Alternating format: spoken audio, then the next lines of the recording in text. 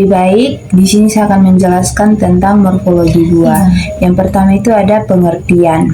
Jadi, pengertian dari morfologi buah itu cabang botani yang mempelajari bentuk dan struktur buah, meliputi ukuran, struktur, warna, dan bagian penyusun buah. Buah berasal dari perkebunan ovarium setelah pembuahan. Yang berikut itu ada tujuan pembelajaran morfologi buah. Yang pertama itu ada identitas jenis tumbuhan. Yang kedua itu ada memahami perkembangan buah. Sedangkan yang ketiga itu ada mendukung klasifikasi tumbuhan. Terus yang berikut itu ada struktur buah. Jadi pada struktur buah itu ada exocarp, yaitu kulit luar pelindung. Yang kedua itu ada mesocarp, yaitu daging buah. Yang ketiga itu ada endocarp, yaitu pelindung biji. Dan biji yaitu calon individu baru. Yang berikut ada bagian tambahan pada buah, yaitu seperti tangkai buah, sisa bunga, kelopak atau mahkota pada bunga. Yang terakhir itu ada berperan dalam identifikasi. Baik, saya atas nama Ricardo Wigawitin dari kelompok 1 dengan NIM akhir 0055. Di sini saya akan menjelaskan dua bentuk pengklasifikasian dari buah, yaitu buah berdasarkan asalnya dan juga buah berdasarkan strukturnya. Kita bahas yang pertama itu buah berdasarkan asalnya. Berdasarkan asalnya itu buah dibedakan lagi menjadi dua, yaitu buah sejati dan juga buah semu. Buah sejati adalah buah yang murni hanya berasal dari bakal buah.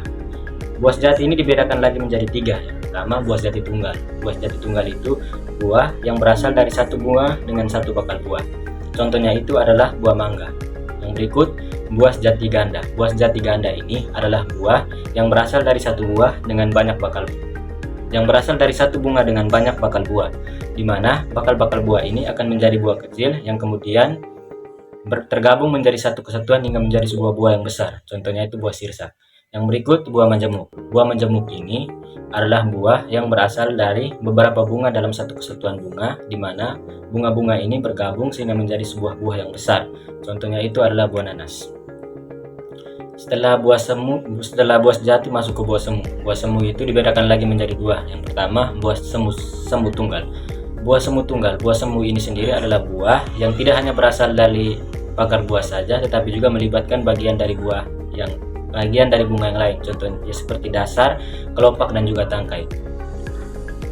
Buah semu tunggal ini contohnya itu adalah jambu biji, jambu air, dan juga apel. Yang berikut itu buah semu ganda. Buah semu ganda ini adalah buah yang berasal dari satu buah dengan banyak bakal buah, di mana bakal-bakal buah ini bergabung menjadi satu. Buah semu ganda ini tidak hanya melibatkan bakal buah, tetapi juga melibatkan dari bagian yang lain. Bagian ini yang bergabung menjadi satu sehingga menjadi satu kesatuan. Yang sebenarnya itu bukanlah buah, melainkan gabungan dari beberapa bagian. Contohnya itu pada stroberi.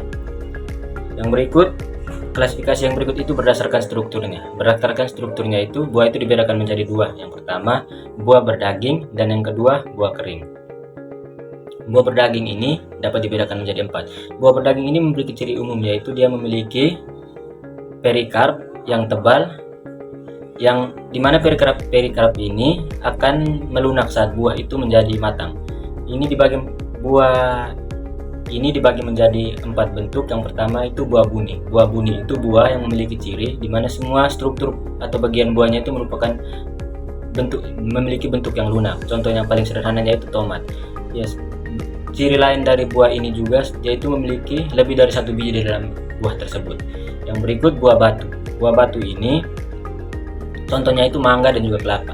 Buah batu ini memiliki lapisan pelindung biji, di mana lapisan pelindungnya ini memiliki struktur yang sangat keras sehingga dinamakan buah batu. Yaitu seperti pada mangga itu, bagian yang melindungi biji mangga itu memiliki struktur yang keras. Ini dinamakan endokarp. Yang berikut itu adalah buah pepo.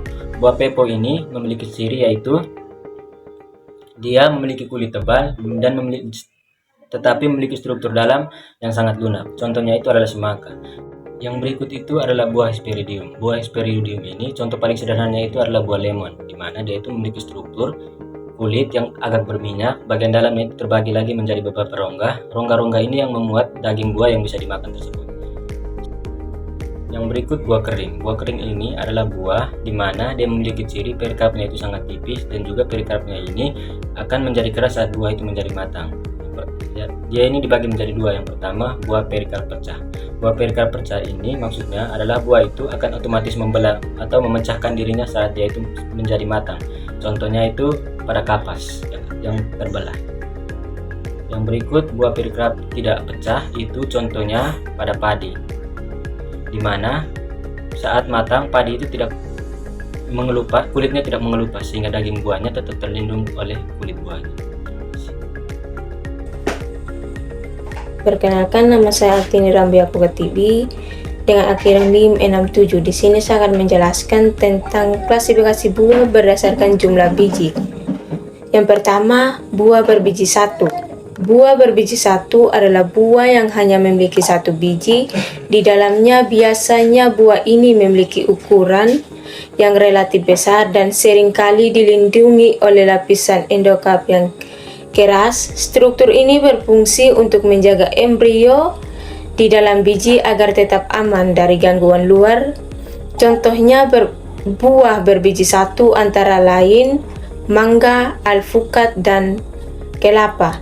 Pada beberapa buah, biji tersebut terletak di bagian tengah dan dikelilingi oleh daging buah yang tebal. Yang kedua, buah berbiji banyak. Buah berbiji banyak adalah buah yang mengandung lebih dari satu biji. Dalam satu buah, jumlah bijinya bisa sedikit maupun sangat banyak, tergantung jenis tumbuhannya. Biji-biji tersebut biasanya tersebar di dalam daging buah atau tersusun dalam ruang-ruang tertentu. Contoh buah berbiji banyak adalah pepaya, semangka, tomat, dan jeruk. Keberadaan banyak biji dalam satu buah meningkatkan peluang penyebaran dan perkembangbiakan tumbuhan di berbagai tempat. Sekian dan terima kasih. Oke, baik, di sini saya akan menjelaskan tentang fungsi buah dan cara penyebaran buah. Baik, yang pertama itu ada penyebaran biji. Buah sendiri membantu menyebar biji tanaman ke lokasi, lalu melalui hewan yang memakan buah dan kemudian membuang biji ke tempat yang lain. Yang kedua itu ada perlindungan biji. Buah melindungi biji dari gangguan luar seperti cuaca buruk dan hewan pemangsa. Yang ketiga itu ada buah mengandung nutrisi seperti vitamin, mineral, dan serat yang penting untuk kesehatan manusia dan hewan. Yang keempat itu ada pertahanan tumbuhan. Beberapa buah mengandung senyawa yang dapat melindungi tumbuhan dari hama dan penyakit. Yang kelima itu ada reproduksi tumbuhan. Buah adalah bagian dari siklus reproduksi tumbuhan, dimulai dari bunga, kemudian berkembang menjadi buah setelah penyerbukan. Yang keenam itu ada sumber makanan. Buah adalah sumber makanan yang lezat dan sehat bagi manusia dan berbagai hewan. Keren membantu menjaga energi dan kesehatan. Yang ketujuh itu ada peran dalam ekosistem. Buah-buahan sendiri menyediakan makanan bagi berbagai hewan dan memainkan peran penting dalam rantai makanan ekosistem. Baik, selanjutnya itu ada penyebaran buah. Yang pertama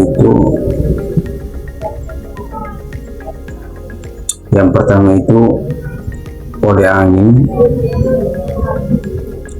Penyebaran buah oleh angin terjadi pada buah yang memiliki ukuran yang kecil, ringan, dan seringkali dilengkapi dengan struktur khusus seperti sayap dan rambut halus. Struktur ini membantu buah terbawa angin ke tempat yang jauh. Contohnya adalah buah pada tanaman kapuk dan dandelion. Penyebaran dengan cara ini biasanya efektif di daerah terbuka yang memiliki angin yang cukup kuat. Yang kedua itu oleh air. Penyebaran buah oleh air terjadi pada tumbuhan yang hidup di daerah perairan atau dekat dengan sumber air. Buah yang tersebar melalui air umumnya memiliki kemampuan mengapung karena memiliki rongga udara dan lapisan yang tahan air. Contoh yang paling umum adalah buah kelapa yang dapat terbawa arus angin hingga ke tempat yang jauh sebelum akhirnya tumbuh lagi. Yang ketiga itu oleh hewan. Penyebaran buah dari hewan sendiri terjadi ketika hewan memakan buah, kemudian bijinya dibuang di tempat yang melalui kotoran atau sisa-sisa makanan, yang biasanya buah yang tersebar dengan cara ini memiliki daging yang manis dan menarik. Selain itu, ada juga buah yang memiliki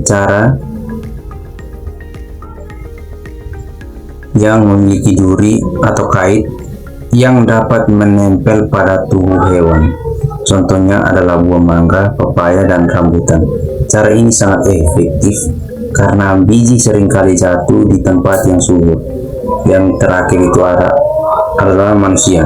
Penyebaran buah sendiri dari manusia terjadi secara sengaja maupun tidak sengaja, karena manusia sendiri menanam biji atau membuang sisa buah di tempat tertentu sehingga dapat tumbuh menjadi tanaman baru. Selain itu, aktivitas perdagangan dan pertanian juga menyebabkan penyebaran buah ke berbagai daerah, bahkan lintas negara. Contohnya adalah berbagai tanaman yang biasanya tanaman buah seperti jeruk, pisang, dan apel yang kini tersebar luas karena campur tangan manusia. Oke, sekian. Perkenalkan, nama lengkap saya Sofia Majila Korowara dengan akhiran NIM 60. Di sini saya akan menjelaskan tentang contoh morfologi buah pada tumbuhan. Yang pertama adalah mangga.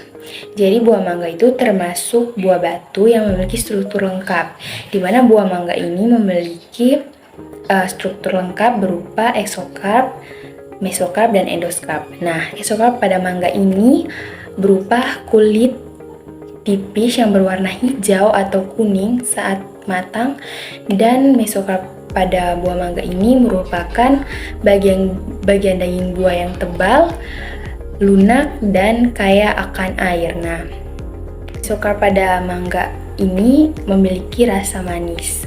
Kemudian endoskarp. Nah, endoskarp pada mangga ini berbentuk keras dan berserat yang membungkus satu biji di dalamnya. Kemudian buah mangga juga tergolong buah berbiji satu dan termasuk buah sejati tunggal. Yang kedua adalah kelapa. Kelapa juga termasuk buah batu, namun dia memiliki struktur yang berbeda dari mangga. Nah, eksokarp pada kelapa ini berupa lapisan luar yang tipis dan juga licin. Mesokarpnya juga tebal dan berserat, biasanya disebut sabut kelapa, dan endoskarpnya itu keras seperti tempurung yang melindungi bagian dalamnya. Nah, di dalamnya itu terdapat biji yang dilengkapi dengan cadangan makanan berupa daging kelapa, dan juga air. Nah, kelapa ini termasuk buah berbiji satu dan dia memiliki kemampuan mengapung sehingga dapat tersebar melalui air. Kemudian yang ketiga adalah pisang. Nah, pisang ini termasuk buah buni yang berdaging lunak dan dia tidak memiliki lapisan endoskarp yang keras. Eksokarp pada pisang itu berupa kulit yang dapat dikupas, sedangkan mesokarp pada pisang ini merupakan daging buah yang lunak dan manis dan yang biasanya kita makan. Nah, endoskarpnya ini sangat tipis tapi dia tidak membentuk lapisan yang keras. Nah, pisang itu umumnya tidak memiliki biji yang berkembang. Dia tidak memiliki biji yang berkembang secara sempurna karena dia mengalami proses partenokarpi, yaitu proses buah yang terbentuk tanpa pembuahan. Nah, buah pisang ini termasuk buah sejati tunggal. Kemudian yang terakhir adalah jagung. Jagung termasuk buah kering, tidak pecah, yang dikenal sebagai karyopsis. Pada buah ini, biji itu menyatu dengan dinding buah sehingga sulit dibedakan antara keduanya. Lapisan luar buah relatif tipis dan juga kering. Nah, jagung ini memiliki satu biji pada setiap butirnya dan dia tersusun dalam satu tongkol sebagai bagian dari perbungaan majemuk. Nah, buah jagung juga berperan sangat penting sebagai sumber cadangan makanan kita sehari-hari.